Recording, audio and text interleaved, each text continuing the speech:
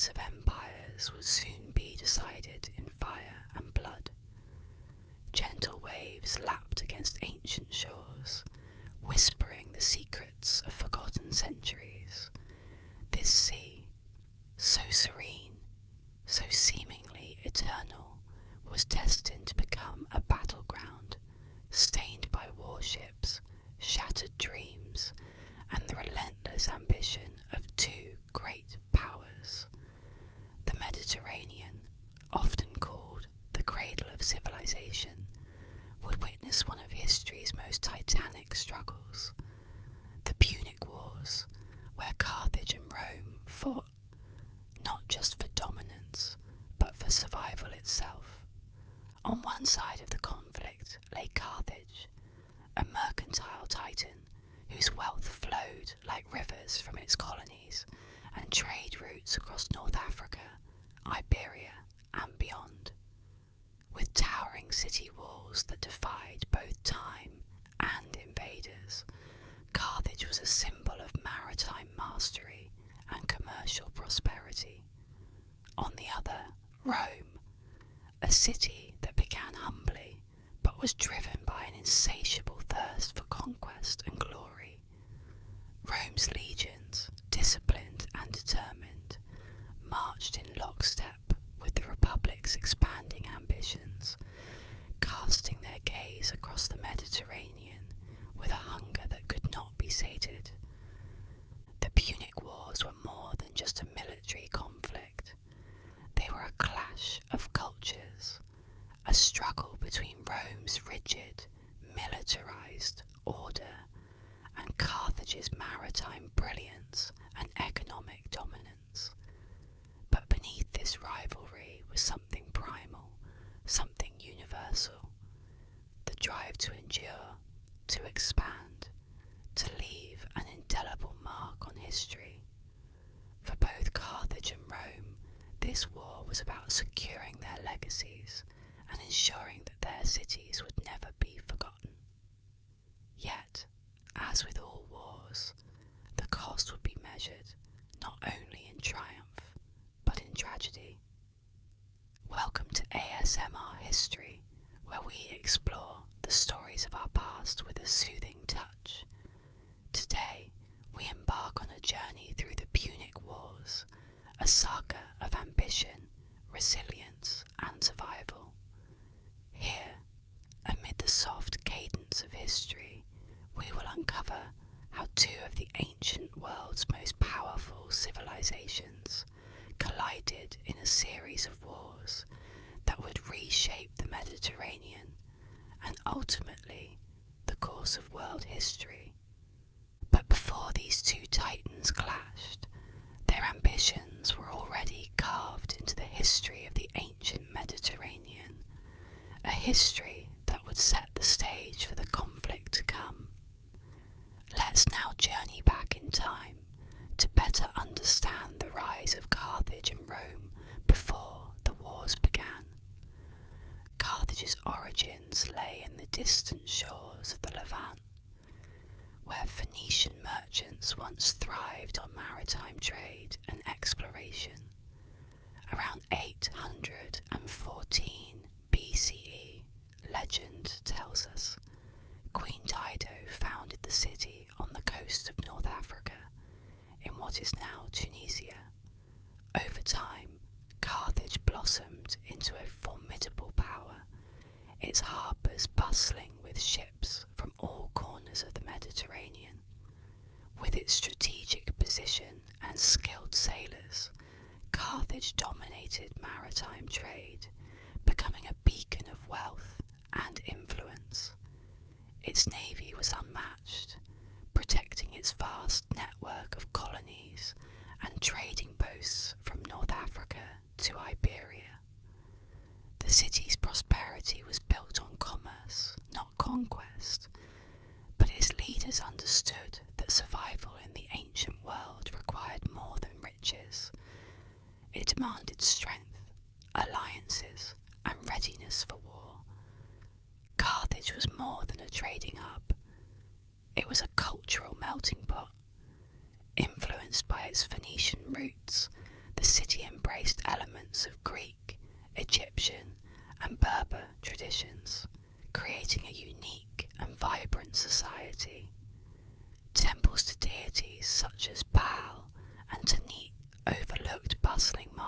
marketplaces, where traders bartered goods ranging from ivory and precious metals to grain and textiles.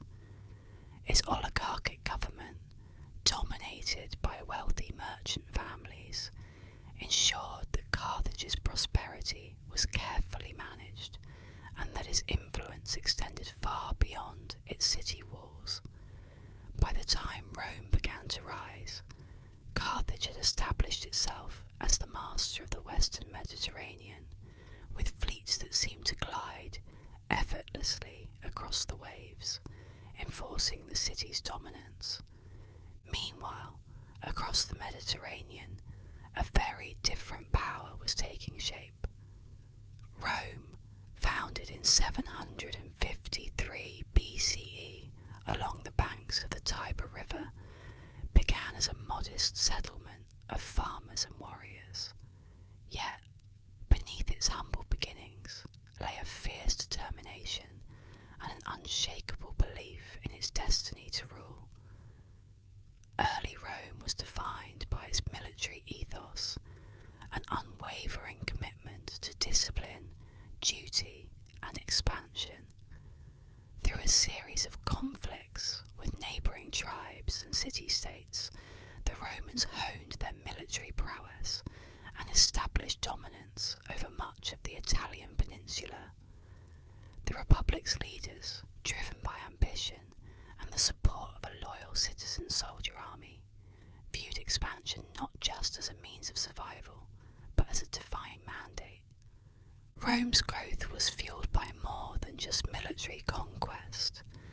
It was also rooted in its political ingenuity. The city's unique republican system allowed for the integration of conquered peoples, offering them a path to citizenship in exchange for loyalty. This policy not only expanded Rome's manpower, but also solidified its control over newly acquired territories.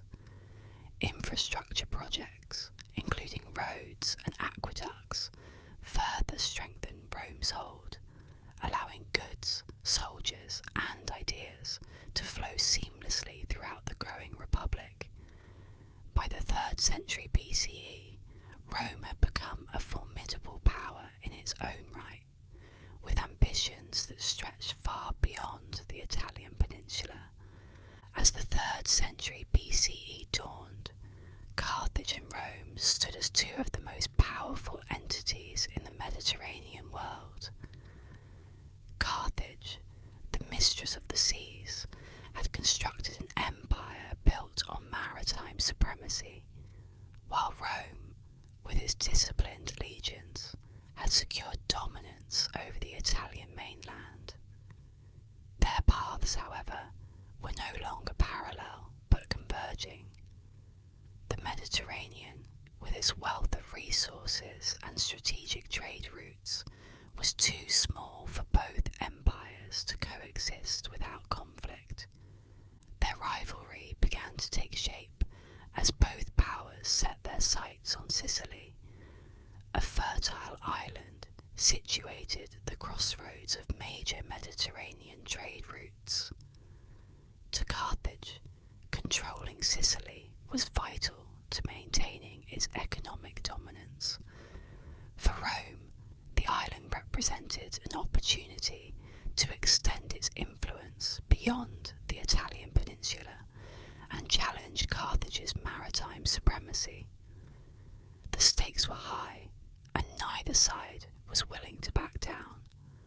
Polybius, the ancient historian, captured the essence of this brewing conflict when he wrote, "Carthage, the mistress of the seas, stood as a beacon of wealth and trade, while Rome's legions pressed ever outward, hungering for dominance.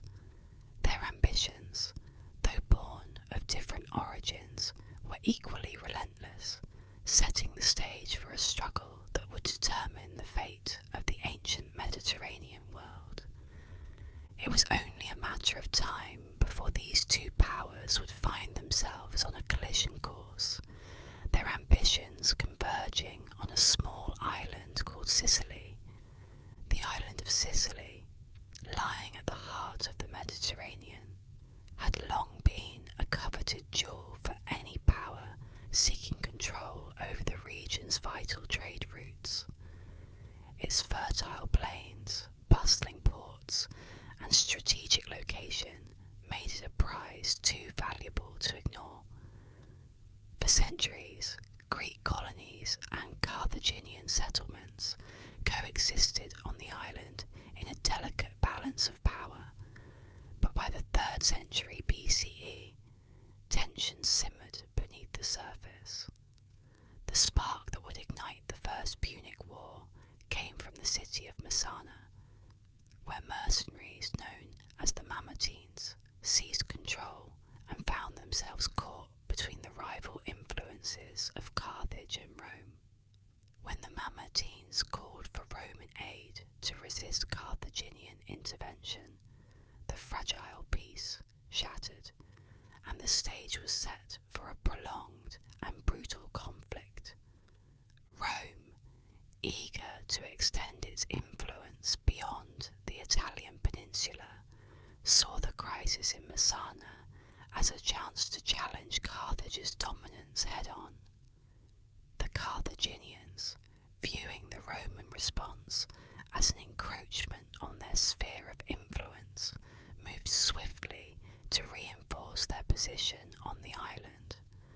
Thus, the First Punic War began, a conflict destined to last over 2 decades and redefine the balance of power in the Mediterranean. The early battles on Sicilian soil highlighted the strengths and weaknesses of both powers. Roman legions, known for their discipline and tactical flexibility, quickly gained ground in land engagements, securing key positions across eastern Sicily. However, their lack of naval experience became a critical vulnerability. Carthage, with its centuries of maritime dominance, used its fleet to launch swift counterattacks, disrupt Roman supply lines, and blockade strategic ports. The Carthaginian navy's mastery of the sea created significant logistical challenges for the Roman forces, threatening their ability to maintain their foothold on the island. Despite these early setbacks, Rome demonstrated its characteristic resilience.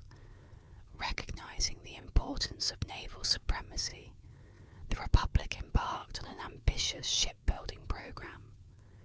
Drawing inspiration from a captured Carthaginian quinquereme, Roman engineers constructed a fleet capable of matching Carthage's formidable navy. To compensate for their lack of naval experience, they introduced the corvus, a boarding device that allowed Roman soldiers to turn naval battles into close-quarters combat, where their superior infantry tactics could prevail. This innovation marked a turning point, as Rome began to secure critical victories at sea, including the pivotal Battle of Mylae. The stakes of the war were enormous, encapsulated by the ancient proverb, "He who controls Sicily holds the key to the Mediterranean." For Carthage, maintaining its grip on the island was essential to preserving its trade routes, wealth, and influence over neighbouring regions. For Rome, victory in Sicily would mark its emergence as a Mediterranean power and solidified its reputation as an expansionist force to be reckoned with. The conflict, therefore, was not just a struggle for territorial control, but a battle for survival and dominance. Throughout the early years of the war, both sides engaged in a complex game of strategy, forging alliances with local Sicilian factions and launching calculated offensives to outmaneuver their rival. Carthage relied on its experienced commanders and established networks, while Rome leveraged its adaptability and relentless determination. Early Carthaginian victories, such as the successful defence of key coastal cities, were counterbalanced by Roman advances in central Sicily. The war became a brutal tug-of-war, with neither side willing to concede. As the war dragged on, it became clear that control of the sea would be the decisive factor.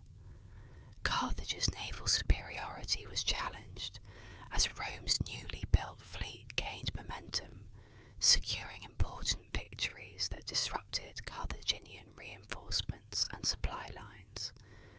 With each triumph, Rome grew more confident, and its naval strategy became increasingly effective. With the war escalating, Rome's focus shifted to mastering a new battlefield, the open sea. The next phase of the conflict would see massive naval engagements, where ingenuity, endurance, and the will to dominate would decide the fate of the Mediterranean. The battle for Sicily, the final and most decisive phase of the First Punic War, was a test of endurance, strategy, and unrelenting willpower. The island, once a fertile jewel of opportunity, had become a landscape of blood-soaked fields and besieged cities. As Rome and Carthage wrestled for control, the war escalated into a brutal struggle, with key battles and prolonged sieges determining the fate of the Mediterranean. Among the most critical engagements was the siege of Lilybaeum, Carthage's last major stronghold on the island. Positioned on Sicily's western coast, Lilybaeum was a fortress of immense strategic importance, serving as a gateway for Carthaginian reinforcements and supplies. Roman forces encircled the city, launching repeated assaults while cutting off vital supply routes. But Lilybaeum's defenders, fortified by Carthage's resilient navy, held their ground, repelling Roman attacks for years. The siege became a symbol of Carthage's determination, even as their resources dwindled and hope began to fade. Rome's persistence, however, was unyielding, with their naval power growing stronger after early setbacks. The Romans adopted a strategy that focused on dominating the sea. Naval blockades crippled Carthaginian supply lines, isolating their forces on the island. The Roman fleet, now experienced and equipped with the deadly Corvus boarding device, relentlessly pursued Carthaginian ships. This shift in naval supremacy marked a turning point, as Rome's ability to control the seas directly impacted the outcome of the war. Carthage, recognizing the dire situation, launched several desperate attempts to break the Roman stranglehold on Sicily. They sent reinforcements, led by experienced commanders like Hamilcar Barca, to harass Roman forces and prolong the conflict. Hamilcar's campaigns showcased Carthage's tactical brilliance, employing guerrilla warfare and swift naval strikes to disrupt Roman advances. But despite his efforts, the tide of war had shifted irrevocably in Rome's favour. The decisive blow came in 241 BCE at the Battle of the Aegates Islands, a naval engagement that sealed Carthage's fate. The Roman fleet, under the command of Gaius Lutatius Catulus, intercepted a Carthaginian convoy attempting to deliver reinforcements and supplies to their beleaguered forces in Sicily. The battle was fierce, with Roman ships cutting through Carthage's fleet with precision and overwhelming force. The Corvus, once again, proved invaluable as Roman soldiers boarded enemy ships, turning the sea into a battlefield of hand-to-hand combat. When the dust settled, Carthage had suffered a devastating defeat, losing much of its navy and any hope of regaining control of Sicily. By our ships, we were made masters of the sea. By persistence, we broke their resolve, wrote the historian Polybius, capturing the essence of Rome's victory. The Carthaginians, exhausted and unable to sustain further losses, sued for peace. The Treaty of Lutagius, signed shortly after the Battle of the Aegates Islands, marked the end of the First Punic War. Carthage was forced to cede control of Sicily to Rome and pay a crippling war indemnity, a blow that would haunt them for decades. But while Rome celebrated its first major victory beyond the Italian peninsula, the defeated Carthaginians were left to reflect on their losses and prepare for the difficult years ahead. The stage was set for a long and bitter rivalry, one that would reignite with even greater intensity in the future.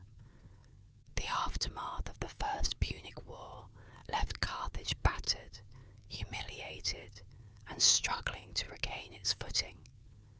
The loss of Sicily, once a vital hub of trade and agriculture, dealt a severe blow to Carthage's economy. With the signing of the Treaty of Lutagius, Carthage was forced to relinquish control of the island to Rome, marking the first time in its history that it had been compelled to surrender territory. But the losses did not stop there. Soon after the war's conclusion, Carthage faced further humiliation when Rome seized Sardinia and Corsica under the pretext of preventing renewed conflict. These islands, rich in resources and strategically positioned, were invaluable assets that Carthage could ill afford to lose. Their absence created economic strain and left a bitter resentment that festered within the Carthaginian elite. For Rome, victory in the First Punic War was more than a triumph of arms. It was a validation of its burgeoning power and ambition. With Sicily firmly under its control, Rome established its first province outside the Italian peninsula, marking the beginning of its transformation into a Mediterranean empire.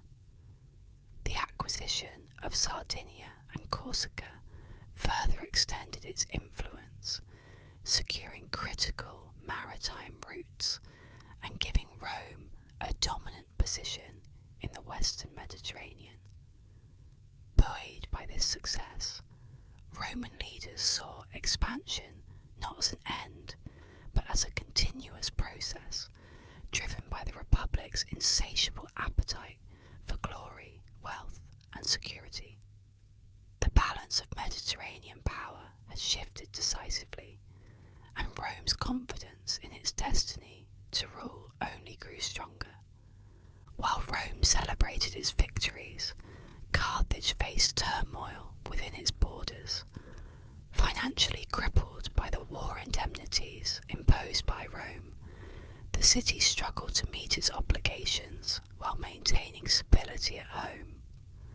The heavy costs of war had drained Carthage's treasury, forcing its leaders to cut payments to the mercenaries who had fought on their behalf.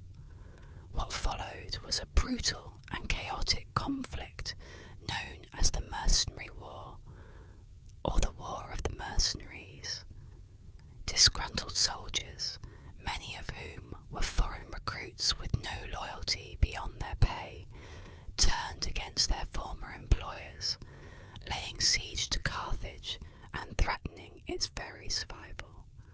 The Mercenary War revealed the fragility of Carthage's internal structure and its over-reliance on hired soldiers.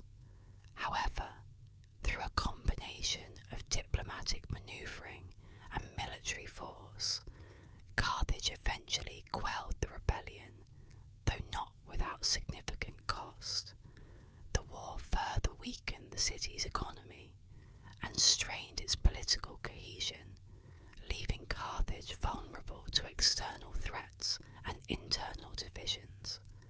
Yet, even in the face of these challenges, the Carthaginians remained determined.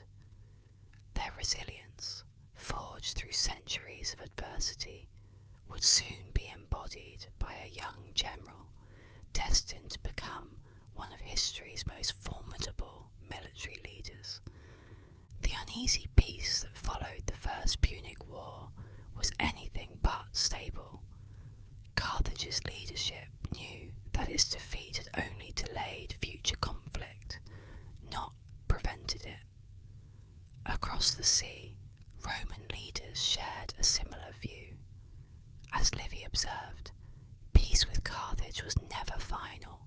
It was merely a pause in a larger conflict. Both sides understood that their rivalry was far from over. While Rome focused on consolidating its gains and expanding its influence in other regions, Carthage quietly rebuilt its strength, expanding its holdings in Spain under the leadership of the ambitious Barcid family. This expansion, meant to restore Carthage's fortunes and provide a new base of power, planted the seeds for the next great confrontation. As Carthage licked its wounds and rebuilt its strength, a young general named Hannibal would soon step onto the stage, determined to reclaim his people's honour. Hannibal Barca's destiny was forged in the heat of conflict and in the shadow of his father's ambitions. Born in 247 BCE, during the waning years of the First Punic War, Hannibal spent his early childhood surrounded by tales of Carthage's former glory and bitter defeat at the hands of Rome. His father, Hamilcar Barca, was a seasoned general whose hatred for Rome burned with a passion that he would pass on to his son. Legend has it that at the age of 9, Hannibal was brought before an altar, where he placed his hand upon a sacred offering and swore an oath of eternal enmity toward Rome. As Livy recounts, Hannibal swore, at the age of 9, eternal enmity against Rome, and this vow would guide his every step. Hannibal's early years were marked by rigorous military training and exposure to Carthage's campaigns in Iberia. Under Hamilcar's guidance, he learned the arts of war, strategy, tactics, and leadership, skills that would one day make him one of history's greatest commanders. He accompanied his father on campaigns, witnessing firsthand the complexities of battlefield command and the importance of swift, decisive action. When Hamilcar died in 228 BCE, command passed to Hannibal's brother-in-law, Hasdrubal the Fair. Hannibal continued to rise through the ranks, earning the respect of Carthage's soldiers and political elite. By 221 BCE, when Hasdrubal was assassinated, Hannibal was appointed commander of Carthage's forces in Spain, a position that would place him on a collision course with Rome. Spain had become the cornerstone of Carthage's recovery following its defeat in the First Punic War. Rich in silver, copper, and other valuable resources, the region provided the economic lifeline that Carthage desperately needed to rebuild its military power. Hamilcar had laid the foundations for Carthage's expansion into Iberia, establishing colonies and forging alliances with local tribes. Under Hannibal's leadership, this expansion continued, and Carthage's hold over the region grew stronger. The wealth of Spain funded the construction of warships, the training of new soldiers, and the stockpiling of resources, all necessary for a future conflict that many in Carthage believed was inevitable. Rome, however, viewed Carthage's expansion with growing concern. The Republic had no intention of allowing its old rival to regain strength unchecked. The city of Saguntum, an independent Iberian city allied with Rome, became the flashpoint for renewed hostilities. Located south of the Ebro River, which had been established as the boundary between Roman and Carthaginian spheres of influence, Saguntum's alliance with Rome was seen by Carthage as a direct provocation.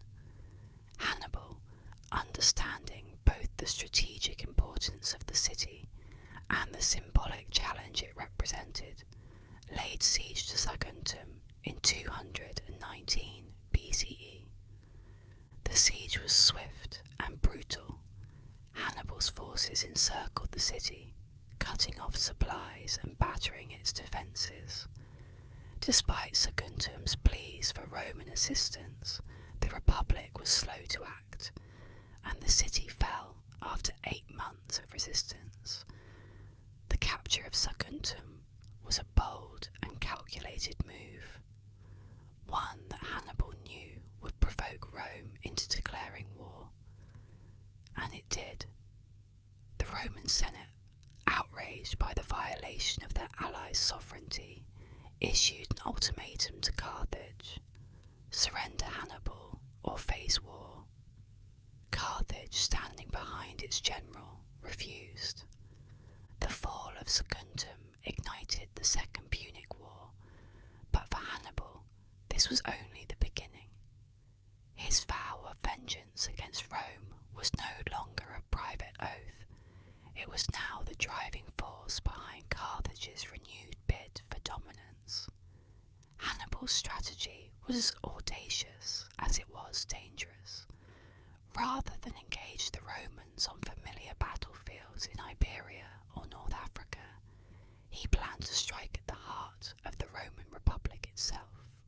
With war declared, Hannibal embarked on one of the most daring military manoeuvres in history, crossing the towering peaks of the Alps to strike at Rome's heart. Hannibal's journey across the Alps was a feat of determination and endurance, a gamble that defied nature and common sense. As his army stood at the base of the towering mountains, the soldiers gazed upward, their eyes tracing the jagged peaks that disappeared into the clouds. The path ahead was treacherous, covered in snow and ice, with narrow passes that could crumble underfoot. But Hannibal's resolve was unwavering. He had promised his men that beyond the mountains lay glory, riches, and revenge against Rome, a promise that would sustain them through the unimaginable hardships to come. The ascent began with cautious optimism. Soldiers led their war elephants and pack animals along steep trails, carving their way through the cold, rocky terrain. The air grew thinner with each step, and the biting wind cut through their cloaks like daggers. As they climbed higher, the temperature plummeted, and snow began to blanket the ground, making the path slippery and treacherous. Progress was slow, and each step required extraordinary effort. Yet Hannibal rode at the front, offering words of encouragement and sharing in his army's struggles. His presence, a beacon of resilience, reminded his men of their shared purpose. But optimism soon gave way to despair as the perils of the journey intensified. Landslides and rockfalls, triggered by the shifting ice, claimed men and animals alike, sending them tumbling into the abyss below. Local tribes, familiar with the terrain, ambushed the column, raining down stones and arrows from hidden perches. Hannibal's forces fought back fiercely, but the ambushes inflicted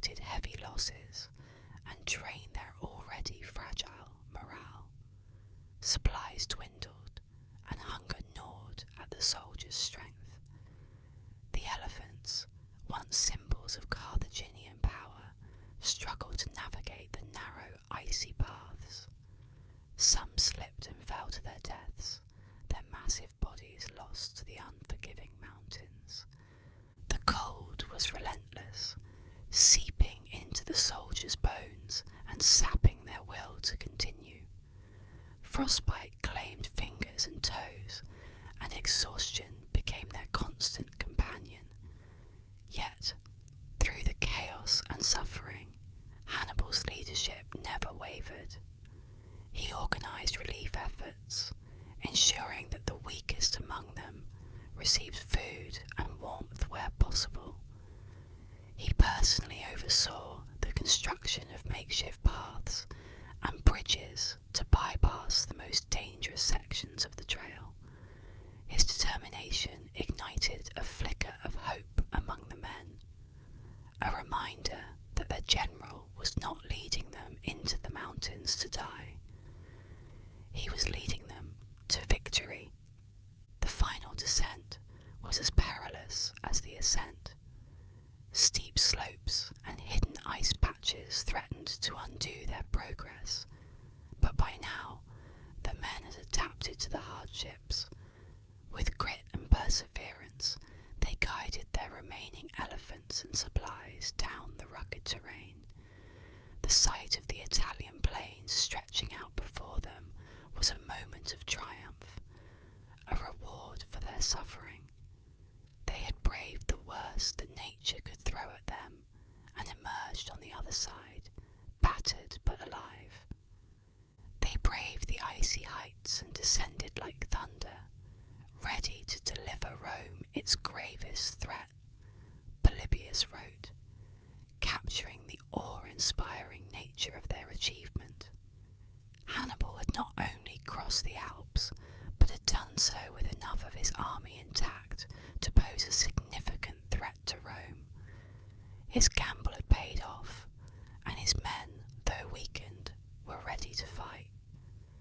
Emerging from the Alpine snows, Hannibal's army was battered, but resilient, and ready to begin its campaign of conquest in Italy. Hannibal's early victories in Italy were a testament to his genius for strategy and his ability to turn even the smallest advantage into decisive success.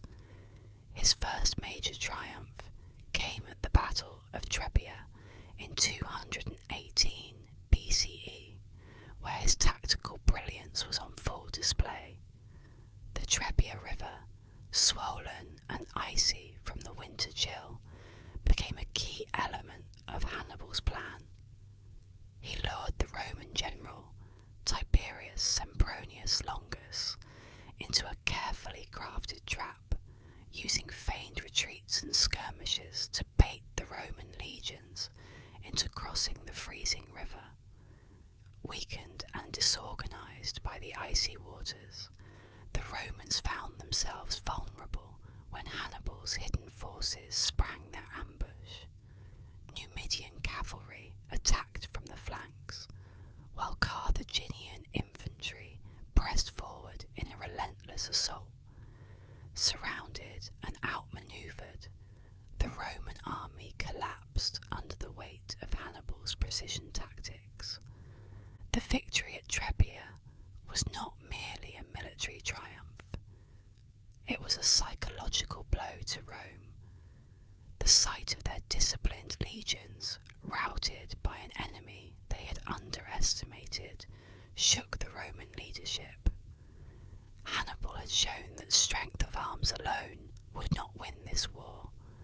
He would dominate the battlefield through deception, mobility, and a profound understanding of terrain. His success at Trebia sent a clear message to Rome. The Carthaginian general was unlike any opponent they had faced before. The Romans, however, were not ready to give up. In 217 BCE, another Roman army, led by the impulsive and overconfident Gaius Flaminius, marched out to confront Hannibal, hoping to restore Rome's honour. Hannibal, always one step ahead of his enemy,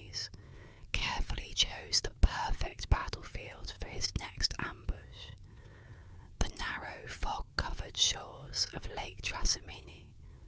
Nestled between steep hills and dense woods, the area offered ample opportunities for concealment and surprise. As dawn broke, a thick mist rolled across the lake, obscuring the landscape and dulling the senses of the marching Roman soldiers. Flaminius, eager for battle, led his forces into the narrow pass, unaware that Hannibal's army was lying in wait. The Carthaginian soldiers, hidden among the hills and trees, listened to the rhythmic sound of Roman boots on the dirt path, waiting for Hannibal's signal. When the moment came, the ambush was swift and brutal. Carthaginian infantry poured down from the hills, cutting off the Roman vanguard and preventing retreat. The lake itself formed a natural barrier, trapping the Romans in a deadly pocket. Panic spread through their ranks as they were attacked from all sides, their formation crumbling in the chaos. Soldiers, blinded by fog and fear, fought desperately to hold their ground, but their efforts were in vain. Many, in their desperation to escape, plunged into the icy waters of the lake and drowned. By the end of the day, over 15,000 Roman soldiers lay dead, and the path to central Italy was open to Hannibal. It was not merely strength of arms, but mastery of strategy that made Hannibal a terror to Rome, wrote Polybius, capturing the essence of what made these victories so profound. Hannibal's success lay not just in his ability to win battles, but in his understanding of how to exploit his enemies' weaknesses. He turned natural landscapes into weapons and used psychological warfare to sow fear and confusion among Roman commanders. The battle at Lake Trasimene sent shockwaves through the Roman Republic, as it became clear that Hannibal's brilliance could not be countered by conventional tactics alone. These early victories demonstrated Hannibal's reliance on speed, surprise, and adaptability. His forces, though often outnumbered, were highly mobile and disciplined, allowing him to strike with precision and then vanish before his enemies could regroup. The Romans, accustomed to more direct and predictable engagements, struggled to counter his unconventional tactics. Hannibal's ability to create chaos and exploit it to his advantage left Rome scrambling to find a way to stop him. Moreover, Hannibal understood the psychological impact of his victories. Each Roman defeat did more than weaken their armies. It eroded their confidence and sowed doubt among their commanders. The soldiers under Hannibal's command, on the other hand, grew more confident with each success. They believed in their general's ability to lead them through any challenge, no matter how insurmountable it seemed. But it was at Cannae, on a sun-scorched plain in southern Italy, that Hannibal would deliver his most devastating blow. The sun rose over the plain of Cannae, casting its golden light across the dry, dust-laden terrain. The air was already heavy with heat, and the gentle morning breeze did little to relieve the tension hanging over the battlefield. Thousands of Roman soldiers, their armour gleaming in the sunlight, marched with confidence, believing that today would be the day they crushed Hannibal and ended the Carthaginian threat once and for all. They were the might of the Roman Republic, nearly 80,000 strong, their ranks stretching across the plain in an imposing display of military power. Opposing them, Hannibal's army, significantly outnumbered with around 50,000 men, stood ready. The Carthaginian general had positioned his forces carefully, with light infantry and cavalry stationed strategically along the flanks, and his centre line, composed of a mix of seasoned veterans and Gallic warriors. The terrain of the plain, flat and expansive, appeared to favour the Romans, who could use their superior numbers to overwhelm the Carthaginians in a frontal assault. But Hannibal saw the battlefield not as a challenge, but as an opportunity, a stage upon which he would deliver a lesson in tactical brilliance. As the Roman legions advanced, Hannibal executed the first step of his plan. His centre, deliberately weakened, began to give ground, drawing the Romans deeper into the heart of his formation. The Roman commanders, believing they had broken through, pressed forward with growing confidence, unaware that they were walking into a carefully laid trap. Meanwhile, Hannibal's cavalry, led by the skilled commander Hannibal, swept around the flanks, swiftly routing the Roman cavalry and gaining control of the battlefield's outer edges. The dust kicked up by thousands of marching feet now hung thick in the air, obscuring visibility and adding to the chaos. The heat was suffocating, and the sounds of battle, clashing swords, the cries of the wounded, and the thunder of hooves created an overwhelming cacophony. As the Roman infantry pushed forward, they soon realized too late that they were encircled. Hannibal's troops, positioned along the flanks and rear, closed in like a tightening noose, trapping the Roman legions in a deadly embrace. This manoeuvre, known as the double envelopment tactic or pincer movement, was a masterstroke of military strategy.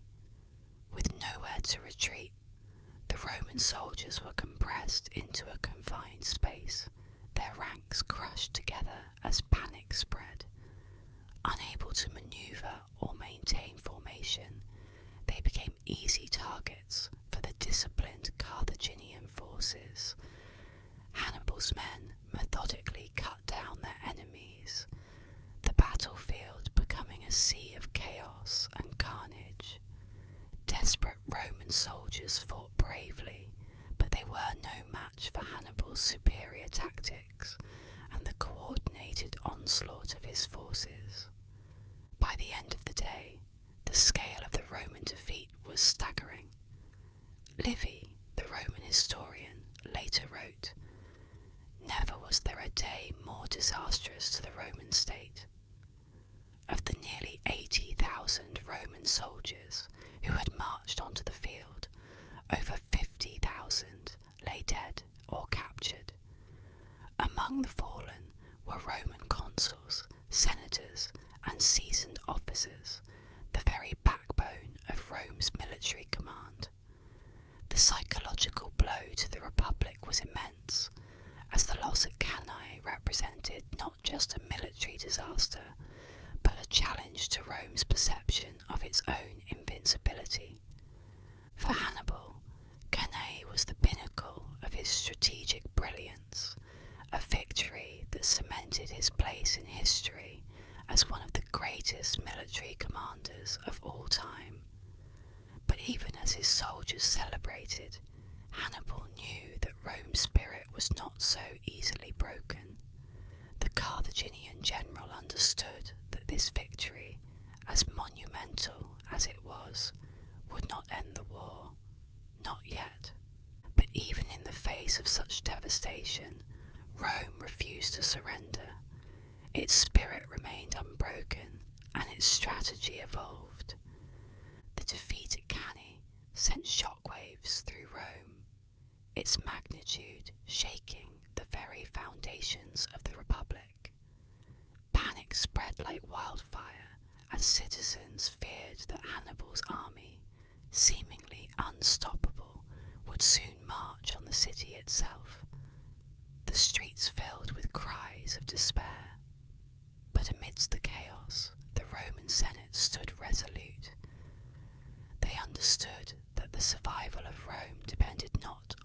immediate retaliation, but on calm, calculated action. Through solemn speeches and unwavering leadership, they reassured the people, reminding them that Rome had endured crises before and would do so again. The city's gates were fortified, additional legions were raised, and the call to arms resounded through the countryside. Among the figures who emerged during this turbulent time, none were more crucial than Fabius Maximus, a man whose strategy of restraint would earn him the title Cunctator or the Delayer. Unlike previous commanders who sought decisive battles, Fabius understood that Hannibal's strength lay not only in his tactics, but in the momentum of his victories. To break that momentum, Fabius adopted a strategy of attrition.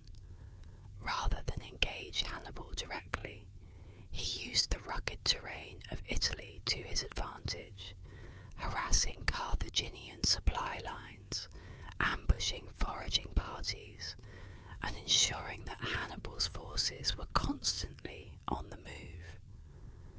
Fabius's tactics were not without their critics. Many in Rome, particularly those driven by pride and the desire for revenge, viewed his strategy as cowardice. They believed that avoiding battle would embolden Hannibal and damage Roman morale. But Fabius, unmoved by their criticisms, remained committed to his approach. He knew that Rome's future depended on discipline and patience, not rash decisions. By denying Hannibal the decisive engagements he sought, Fabius slowly chipped away at the Carthaginian forces. Every day that Hannibal failed to secure a major victory in Italy was a day closer to Rome's recovery. As Plutarch later wrote, the man who stands firm in defeat will find victory in the end. Fabius embodied this belief, showing Rome that victory could be achieved through persistence. His strategy proved that even in the face of catastrophic losses, resilience could wear down even the most brilliant of generals. Over time, the Roman legions, once demoralized, began to regain their confidence. They saw in Fabius a leader who, though cautious, was unwavering in his belief that Rome could endure and ultimately prevail. Meanwhile, Rome began to adapt and learn from its mistakes. Recognizing the importance of alliances, the Republic worked tirelessly to secure the loyalty of cities and regions that Hannibal hoped to sway. The defeat at Cannae had initially caused some Italian allies to waver, but Rome's determined diplomatic efforts kept most of them loyal. They used a mix of promises and displays of military force to reassure allies that siding with Carthage would only lead to ruin. Hannibal's offers of liberation became less appealing as Rome demonstrated its ability to recover and retaliate. Rome also made significant military reforms. The Senate authorized the construction of new fleets to challenge Carthage's naval dominance, and the legions were restructured to become more flexible and adaptive on the battlefield. Training programs were intensified, ensuring that new recruits were well prepared and disciplined. Roman generals studied Hannibal's tactics, seeking to understand and counter them. Over time, Rome's military transformed into a more effective fighting force, better equipped to handle the challenges posed by Hannibal's unconventional warfare. The psychological impact of Rome's resilience should not be underestimated. Hannibal's initial campaign had relied on swift, decisive victories to maintain momentum and demoralize the enemy.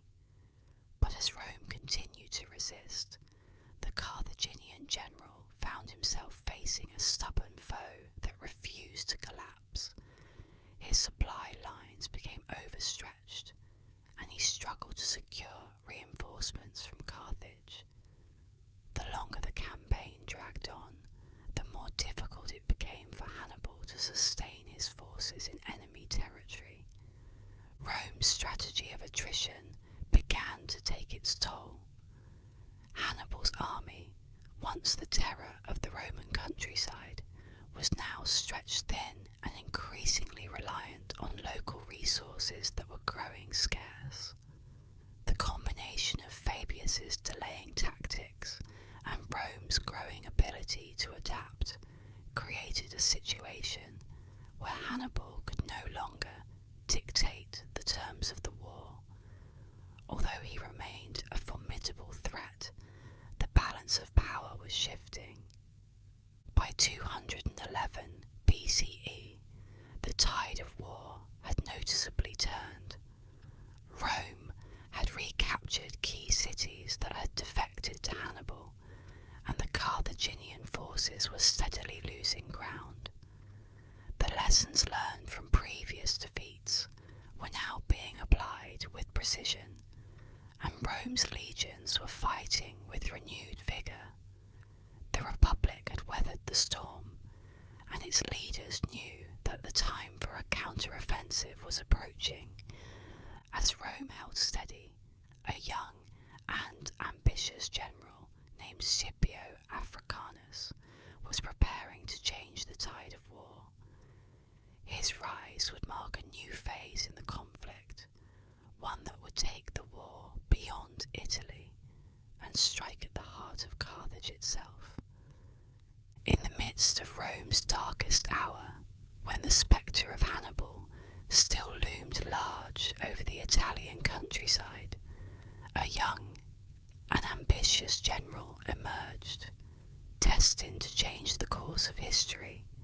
Scipio Africanus, barely in his 20s when he first took command, possessed a rare combination of charisma, tactical brilliance, and unshakable determination. His presence on the battlefield was magnetic, inspiring soldiers to believe that victory was not only possible, but inevitable. Polybius once wrote, "In him, Rome found its champion, destined to deliver its final victory." And indeed, Scipio would become the embodiment of Rome's resilience and innovation. Scipio's genius lay in his ability to think beyond conventional warfare. Unlike many Roman generals before him, he understood that defeating Carthage required more than brute force. It demanded strategic precision. His first major opportunity came in Spain, where Carthage maintained a critical stronghold and supply base. In 209 BCE, Scipio launched a daring assault on Carthago Nova, modern-day Cartagena, the jewel of Carthaginian power in Iberia. The city's harbour and wealth made it a vital asset for Carthage's war efforts, and its capture would be a devastating blow. The assault on Carthago Nova was a masterclass in strategic timing and coordination. Scipio studied the city's defences meticulously, identifying a weakness in the lagoon that protected its rear. As dawn broke, his forces launched a two-pronged attack. One group stormed the main gates, while another navigated the shallow waters of the lagoon, catching the defenders off guard. The Carthaginian garrison, overwhelmed and disoriented, crumbled under the pressure. Within hours the city fell, and with it, Rome gained a treasure trove of supplies, ships, and hostages. More importantly, Scipio's victory shattered Carthage's grip on Spain and demonstrated to the world that Rome was no longer on the defensive. Scipio's campaign in Spain did not end with Carthago Nova.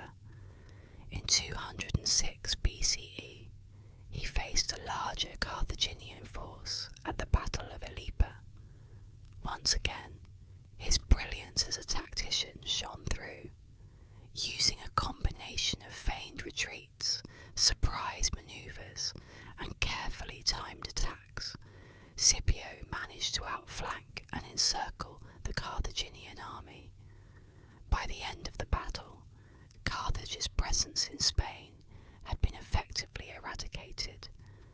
The victories in Spain were more than just military triumphs.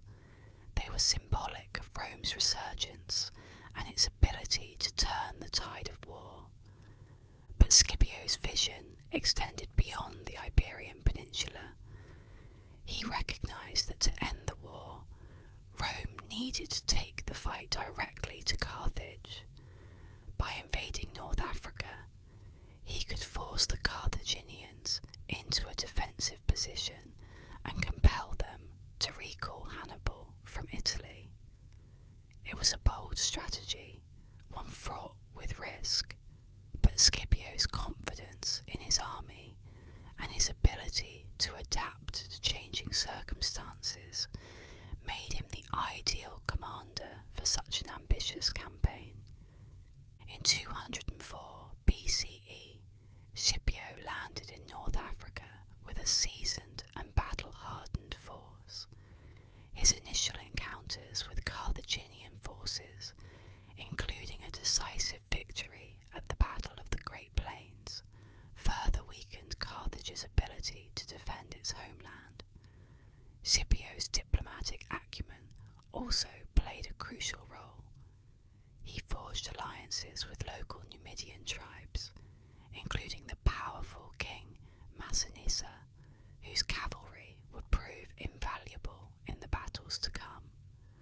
By destabilizing Carthage's regional alliances and cutting off its reinforcements, Scipio effectively set the stage for Carthage's final defeat. As news of Scipio's success reached Carthage, the city's leaders had no choice but to recall Hannibal from Italy. The general who had terrorized Rome for over a decade would now be tasked with defending his homeland. But Hannibal's return came too late to reverse the damage that Scipio had inflicted. Carthage, once the dominant power of the Western Mediterranean, was on the brink of collapse. With Carthage under siege and Hannibal returning home, the stage was set for one last battle, one that would determine the fate of the Mediterranean world. The open plains of Zama stretched endlessly beneath a clear African sky, offering no place to hide, no terrain to exploit. It was a battlefield that demanded strategy and courage in equal measure. On one side stood Hannibal, the legendary Carthaginian general, commanding an army of seasoned veterans, mercenaries, and newly conscripted soldiers. For over a decade, he had terrorized Rome, marching through its lands and delivering crushing defeats. But now, with Carthage on the brink of collapse, this battle was his last hope to preserve his city's fading power. Opposing him was Scipio Africanus, the rising star of Rome, whose victories in Spain and North Africa had brought Carthage to its knees. The two titans of war prepared for the final clash, knowing that the fate of the Mediterranean world hung in the balance. Scipio's strategy was meticulously crafted, designed to counter Hannibal's strengths while exploiting his weaknesses. The most immediate threat came from Hannibal's war elephants, towering beasts trained to charge through enemy ranks and sow chaos. But Scipio had studied these creatures and understood their vulnerabilities. He ordered his soldiers to form flexible lanes within their ranks, creating pathways that the elephants could charge through without causing significant damage. Trumpets blared as the elephants began their charge, but instead soldiers stood firm. They struck the elephants with the javelins and shouted loudly, disorienting the animals and causing many to turn back, trampling their own lines in confusion. As the elephants were neutralized, Scipio directed his cavalry, led by the Numidian king Massinissa, to outflank Hannibal's cavalry on the wings. The Numidian horsemen, known for their speed and agility, quickly overwhelmed the Carthaginian cavalry, driving them from the field and leaving Hannibal's infantry exposed. With the flanks secured, Scipio advanced his legions steadily, maintaining discipline and cohesion even as the battle descended into chaos. The Carthaginian infantry, composed of a mix of mercenaries, local recruits and veterans, fought fiercely, but the unity and precision of the Roman formations proved too much to overcome. The open plain became a maelstrom of violence. Dust swirled through the air, clinging to sweat-soaked skin and blinding soldiers as they fought. The clang of swords, the cries of the wounded, and the thunder of hooves created a deafening symphony of war. Hannibal's veterans, stationed at the centre of his formation, stood their ground with the determination of soldiers who knew they were fighting for their homeland's survival. But even their experience and valour could not withstand the unrelenting pressure from Scipio's forces. Scipio's genius lay not just in his initial tactics, but in his ability to adapt mid-battle. When he saw Hannibal's veterans holding firm, he ordered a calculated shift in strategy. His reserves, previously held back, were unleashed in a coordinated assault aimed directly at the weakened Carthaginian flanks. The pressure from multiple sides proved overwhelming. The Carthaginian line, stretched thin and lacking the support of its cavalry, began to buckle. The pivotal moment came when Scipio's reserves pressed forward with renewed vigour, launching a final assault that broke through the Carthaginian centre.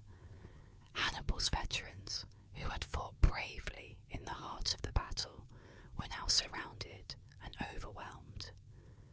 Livy later wrote, "Hannibal knew that the fate of Carthage lay in this battle, and with its loss, their dreams of empire faded." As his forces collapsed around him, Hannibal was forced to retreat, his once unbeatable army shattered. The scale of the Roman victory was immense. Carthage's losses were staggering, with thousands killed or captured, while Rome's disciplined legions emerged triumphant. Scipio's tactical brilliance had not only neutralized Hannibal's greatest assets, but had also proven that Rome's military had evolved to match and surpass even the most formidable opponents. For his victory, Scipio was granted the title Africanus, a recognition of his role in securing Rome's dominance over the Mediterranean. For Hannibal, Zama marked the end of an era. He had fought with skill and tenacity, but even his genius could not overcome the strategic precision and resilience of the Roman war machine. Defeated, he fled the battlefield, knowing that Carthage's time as a dominant power was over. The weight of the loss rested heavily upon him, but it was Carthage itself that bore the brunt of Rome's vengeance. In the aftermath of the battle, Carthage was left with no choice but to seek peace. The terms imposed by Rome were harsh, stripping Carthage of its remaining military power, its overseas territories, and its fleet. The once proud city that had challenged Rome for supremacy was now reduced to a regional power, forbidden from waging war without at Zama shattered Carthage's ambitions and ensured that Rome would dominate the Mediterranean for generations to come. The defeat at Zama shattered Carthage's power, leading to a peace settlement that would redefine the balance of power. In the aftermath of the Battle of Zama, Carthage was forced to accept a peace settlement that would forever alter its position in the ancient world. The Treaty of Zama, signed in 201 BCE, imposed harsh terms on the once mighty city. Carthage was stripped of its overseas territories, including its holdings in Spain, which had been a vital source of wealth and resources. Its once proud navy was reduced to a mere shadow of its former power, with only a handful of ships allowed to remain. Financially crippled, Carthage was ordered to pay a massive war indemnity to Rome over the course of 50 years, ensuring that its economic recovery would be slow and painful. Forbidden from waging war without Roman consent, Carthage was left humiliated and vulnerable, a shell of the empire that had once rivaled Rome. Rome, on the other hand, emerged from the Second Punic War stronger and more dominant than ever before. Its victories in Spain, North Africa, and Italy solidified its control over key regions and paved the way for further expansion. Spain, once a Carthaginian stronghold, was now firmly under Roman control, providing Rome with access to its rich mineral resources and strategic ports. In Italy, Rome reasserted its dominance, punishing cities and regions that had allied with Hannibal while rewarding those who had remained loyal. The foundations of a Mediterranean empire had been laid, and Rome's ambitions would only grow in the years to come. The psychological impact of the war on Rome was profound. Hannibal's devastating campaigns, particularly his victories at Trebia, Lake Trasimena and Cannae, had left an indelible mark on Roman military thinking. His ability to use terrain, deception, and flexibility to outmaneuver larger forces became lessons that future Roman generals would study and emulate. As Polybius observed, though defeated, Hannibal's name would live on as a warning and a lesson to the Romans. His legacy shaped the evolution of Roman tactics, emphasizing the importance of adaptability, intelligence gathering, and strategic planning. One of the most significant changes in Roman strategy was its shift towards a more professional and permanent military force. No longer relying solely on citizen soldiers raised for specific campaigns, Rome began developing a standing army that could be deployed quickly and efficiently. The lessons learned from Hannibal's successes also led to improvements in logistics and supply lines, ensuring that Roman armies could sustain long campaigns far from home. In many ways, Hannibal's war against Rome had forced the Republic to become a more formidable and disciplined military power. However, while Rome prospered, Carthage struggled to recover from the war's devastating aftermath. The city remained a centre of trade and commerce, but its political and military influence had been severely diminished. Hannibal, who had returned to Carthage after the war, attempted to implement reforms to rebuild the city's economy and restore its former glory. But his efforts were met with resistance from rival factions within Carthage, and his presence continued to provoke suspicion in Rome. Fearing that Hannibal might reignite hostilities, the extended his exile. Hannibal fled, seeking refuge in various courts across the eastern Mediterranean, where he remained a symbol of defiance against Roman hegemony. Despite Carthage's weakened state, its resilience in rebuilding its economic base led to renewed tensions with Rome. By the mid-2nd century BCE, Carthage had paid off its war indemnity and regained a degree of prosperity through trade. But this recovery, instead of being seen as a positive development, was perceived by Rome as a potential threat. The Roman statesman Cato the Elder famously declared, "Carthago delenda est," Carthage must be destroyed, reflecting the growing sentiment within Rome that the city's continued existence posed a danger. As Carthage sought to defend itself against neighbouring Numidian incursions, it violated the terms of the Treaty of Zama by waging war without Roman approval. This act, though driven by necessity, provided Rome with the pretext it needed to act.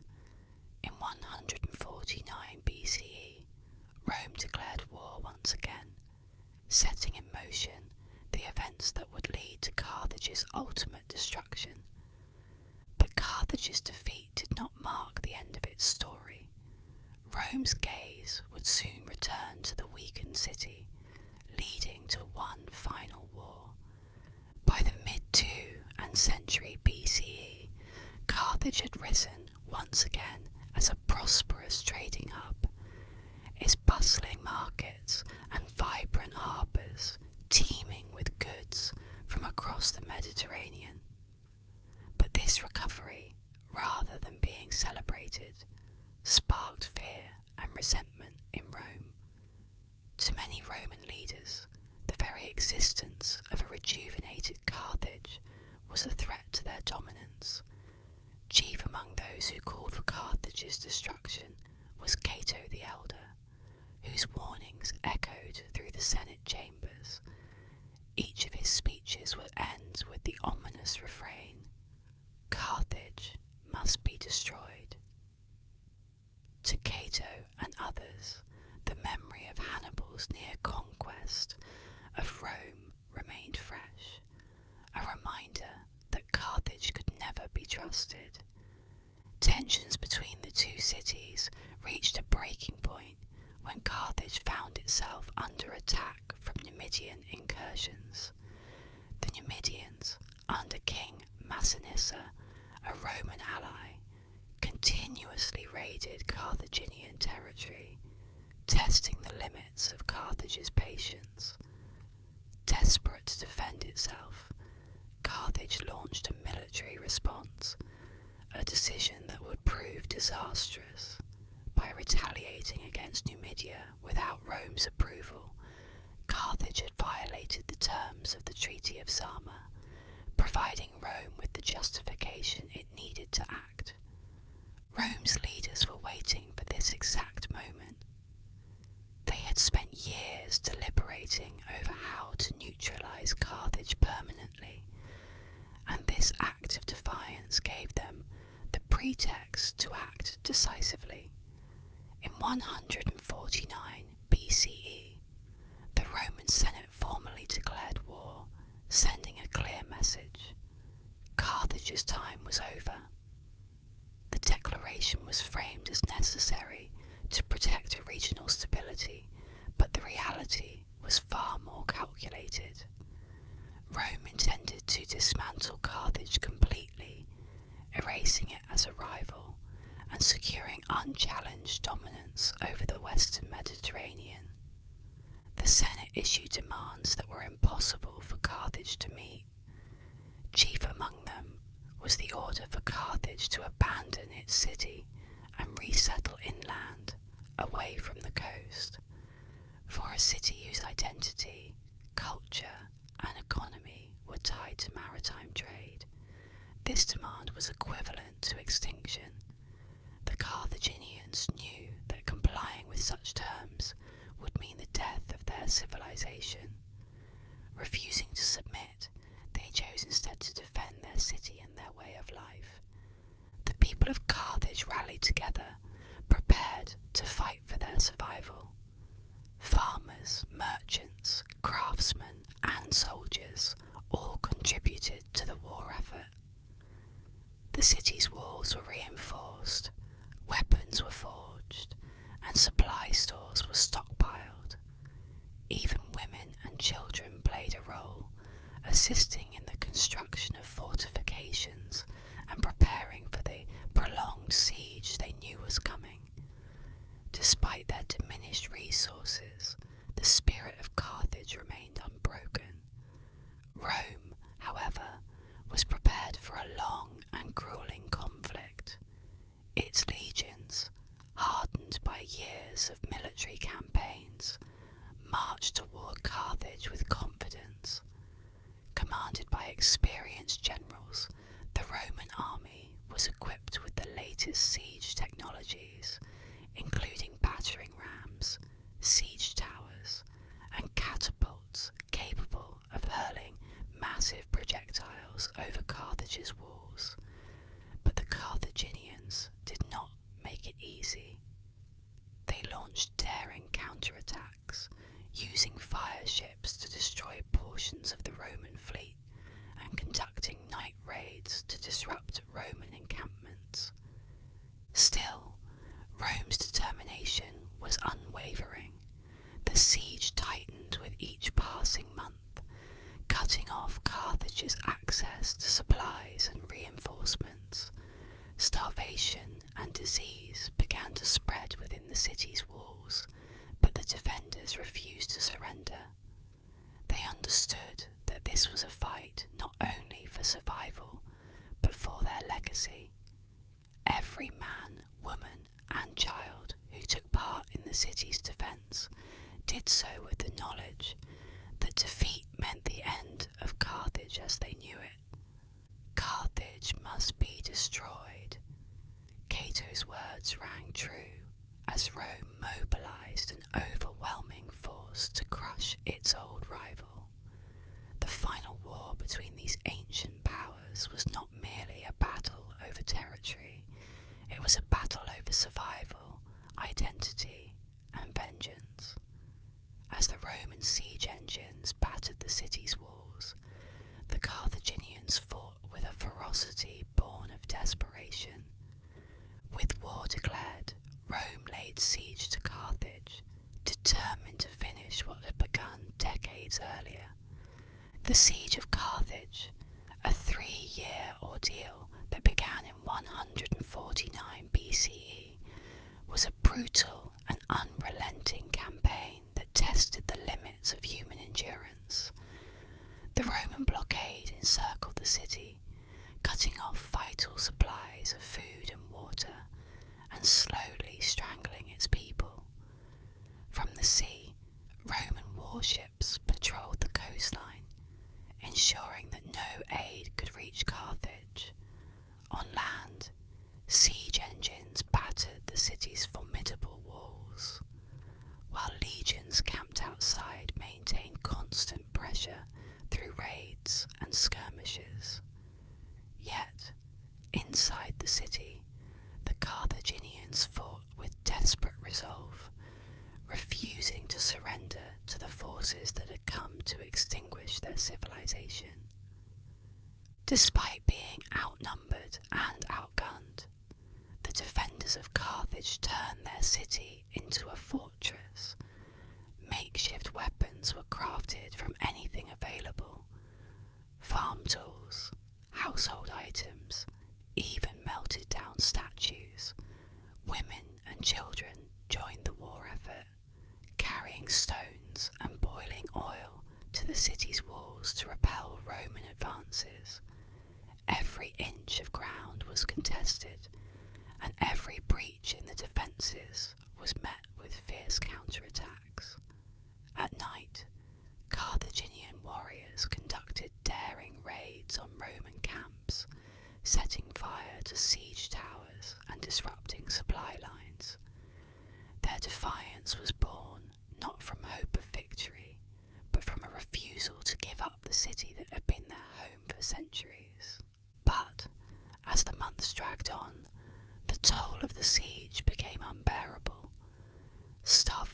set in, weakening the population and draining the strength of Carthage's once formidable defenders. The smell of death lingered in the air as families buried their loved ones in shallow graves within the city's confines. Disease spread rapidly through the cramped and unsanitary conditions, turning small wounds into fatal infections and decimating the civilian population. The sight of skeletal figures wandering the streets in search of food became common, but even in their weakened state, the Carthaginians continued to resist. They knew that surrender would bring no mercy, only destruction. In 146 BCE, the final assault on Carthage began. The Roman legions, under the command of Scipio Aemilianus, launched a massive offensive, breaching the outer walls and pouring into the city. The narrow streets became battlegrounds as Carthaginians fought desperately to defend their homes. Buildings were set ablaze, and thick smoke choked the air, obscuring the chaos of battle. Step by step, the Romans advanced, their swords cutting down any who stood in their way. Entire districts were reduced to rubble as the city burned around them. Carthaginian soldiers, knowing they faced certain death, fought with a ferocity born of desperation. Women and children barricaded themselves in homes, praying for salvation that would never come. Families clung to one another as the sound of Roman soldiers breaking through doors echoed through the city. Those who could no longer fight sought refuge in temples, believing the gods would protect them. But not even the sacred spaces of Carthage were spared. The Temple of Eshmun, a symbol of the city's religious devotion, became a last refuge for thousands of citizens who sought shelter from the slaughter. But even there, death found them. As Roman soldiers stormed the temple, the screams of the dying echoed through its halls. The sacred statues were toppled and flames consumed the altar. According to Appian, a city of fire and ruin, Carthage burned as its people fell silent beneath the weight of history. The temple, once a place of worship and hope, became a tomb for those trapped inside. For 6 days, the city burned. The fire consumed homes, temples, and markets, leaving behind only ash and ruin. The once bustling harbour, where ships from across the Mediterranean had once docked, was now filled with charred debris. Survivors who had not been killed in the fighting were rounded up and sold into slavery. Carthage, once a symbol of wealth, power, and maritime dominance, was no more. Scipio Aemilianus, watching the city burn, is said to have wept at the sight, quoting a line from Homer, "A day will come when sacred Troy shall perish." Even Rome's victory carried a sense of tragedy, as they witnessed the destruction of a civilization that had once rivaled their own. But the destruction of Carthage was total and deliberate. The city was razed to the ground, its remaining structures torn down brick by brick. Salt was allegedly sown into the soil to ensure that nothing would grow there again, though this is debated by historians. What remains undeniable is that the city was wiped off the map as a political and military power, fulfilling Rome's long-standing desire to eradicate its greatest rival. In the aftermath, Carthaginian survivors faced a bleak future. Many were sent to Roman provinces as slaves, while others were executed or forced into exile. The cultural and historical legacy of Carthage was reduced to scattered ruins and the memories of those who had witnessed its fall. But even as the died down and the last of the city's walls crumbled, the destruction of Carthage marked more than just the end of a city. It signalled the beginning of a new chapter in Roman history. With Carthage reduced to ashes, Rome's dominance of the Mediterranean was secure, but the echoes of its victory would shape its destiny for centuries. The Punic Wars marked a pivotal transformation for Rome, elevating it from a regional power to a Mediterranean superpower whose influence stretched across continents. With Carthage defeated, Rome gained control of key territories that would form the foundation of its vast empire. Spain, once a jewel of Carthaginian wealth, was now firmly under Roman control, its mines producing silver and other valuable resources that poured into Roman coffers. The fertile lands of North Africa, once the breadbasket of Carthage, were now cultivated for Roman benefit. Meanwhile, the islands of Sicily, Sardinia, and Corsica became essential outposts for trade and military operations, ensuring that Rome held dominance over the western Mediterranean. Polybius famously wrote, "With Carthage fallen, the seas belonged to Rome, and her legions would march unchallenged." This statement encapsulated the newfound freedom Rome enjoyed to expand its influence without fear of rival maritime powers. Rome's navy, once inferior to Carthage's, had grown into a formidable force, capable of patrolling trade routes and securing vital sea lanes. The wealth extracted from conquered territories funded further military campaigns and infrastructure projects, laying the groundwork for the empire's future expansion. Rome's military, too, evolved in response to the challenges posed by the Punic Wars. Hannibal's tactics, his use of terrain, deception, and mobility, had left a lasting impression on Roman commanders. They adapted these lessons, incorporating greater flexibility and strategic planning into their battle doctrines. The legions, once rigid and predictable, became more dynamic and capable of responding to complex battlefield scenarios.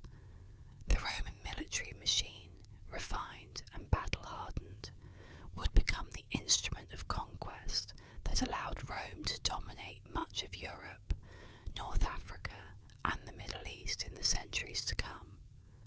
But the impact of the Punic Wars extended beyond the battlefield. The influx of wealth and new territories reshaped Rome's social and political landscape. Wealthy elites, enriched by the spoils of war, acquired vast estates in newly conquered lands, further widening the gap between the rich and poor. The economic benefits of expansion also fueled political rivalries, as influential generals who had led successful campaigns gained immense popularity and power. Figures like Scipio Africanus became household names, revered not only for their victories, but for their ability to influence Roman politics. As Rome expanded, its traditional republican structures began to strain under the weight of its growing empire. The Senate, once the uncontested authority over Roman affairs, found itself challenged by ambitious military leaders who commanded the loyalty of their troops. This shift would sow the seeds of internal conflict, eventually leading to civil wars that would transform Rome from a republic into an empire. Culturally, Rome absorbed much from the peoples it conquered, including Carthage.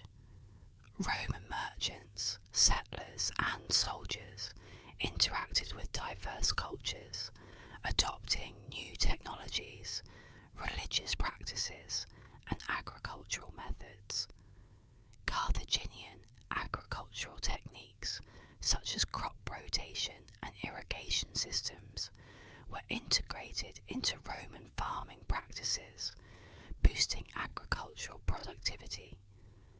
The destruction of Carthage did not erase its influence. Instead, aspects of its culture became woven into the fabric of Roman society. The Punic Wars also left a psychological legacy.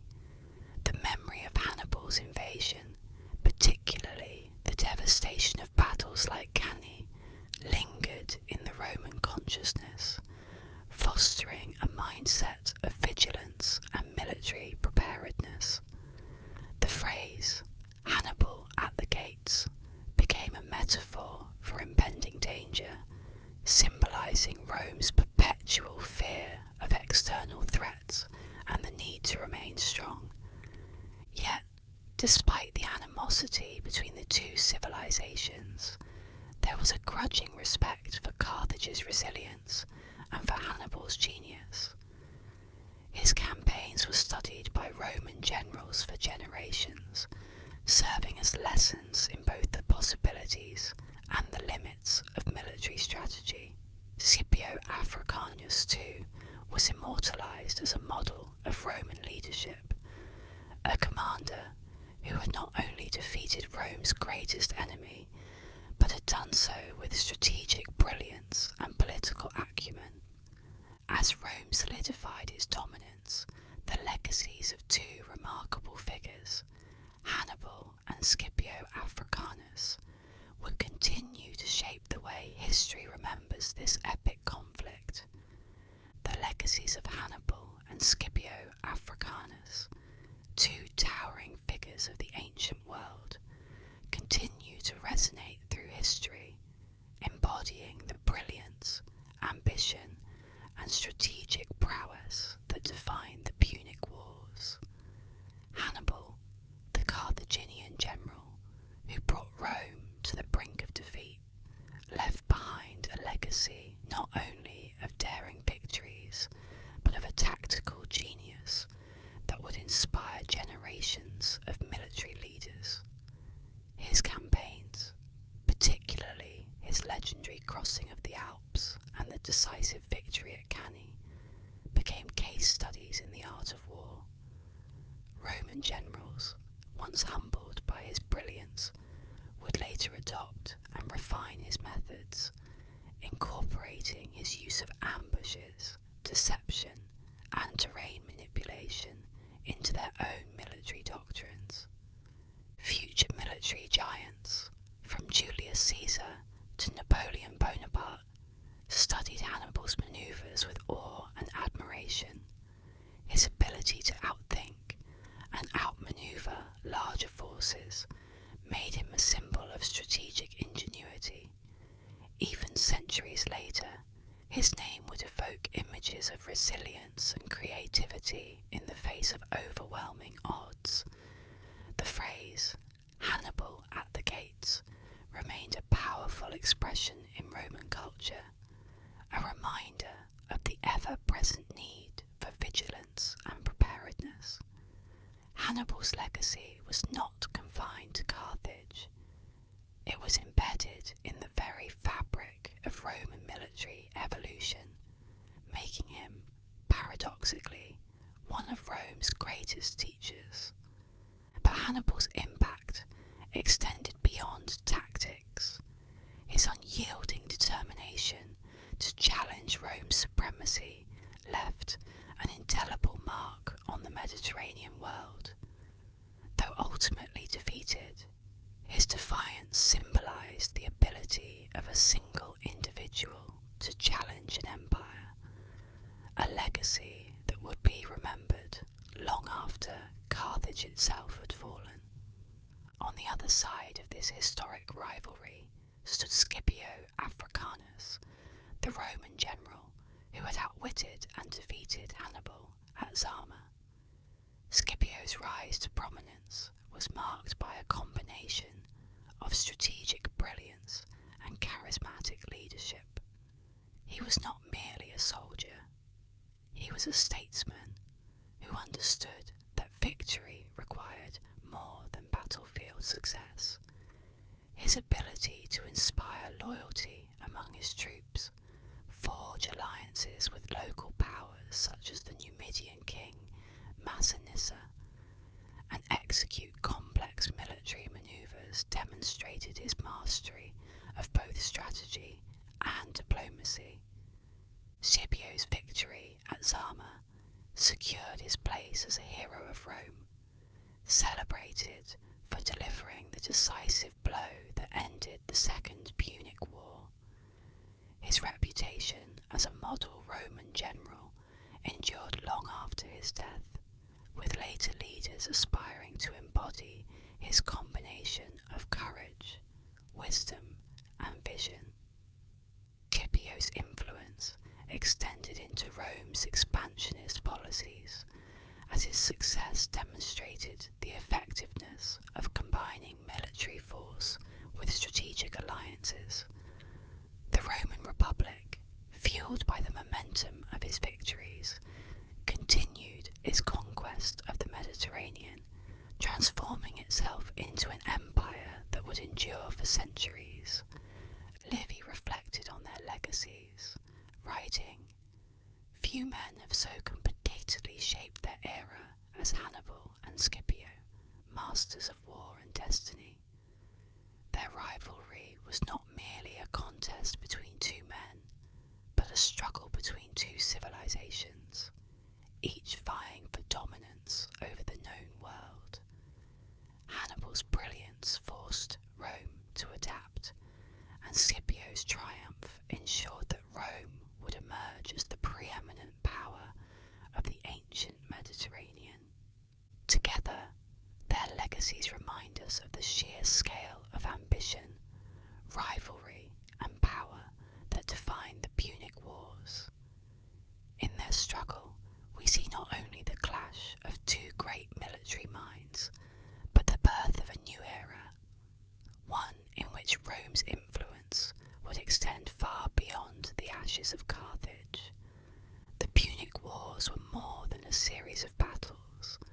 They were a defining chapter in the history of the ancient Mediterranean.